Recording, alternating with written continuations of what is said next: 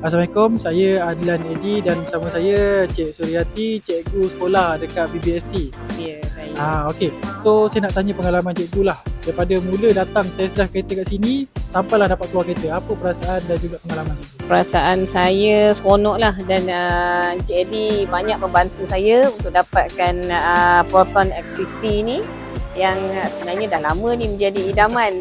Dan ini rasanya dah kali kedua datang tengok. Datang tak jadi, lepas tu datang lagi konon nak tengok kereta lain, tapi Alhamdulillah dengan bantuan Encik Edi akhirnya saya dapat kereta idaman saya. Okey, Alhamdulillah. Okey, cuma kat sini saya nak tanya kalau kata cikgu nak recommend orang dekat luar sana 1 per 10, berapa yang cikgu akan recommend ke orang? Saya akan recommend untuk Cik Edi sendiri, saya akan recommend 10 per 10. Alhamdulillah. TikTok punya servis. Okey, terima kasih. Alright, so kalau korang nak cari kereta lagi boleh cari Adlan Edi ataupun datang je ke Proton KSS.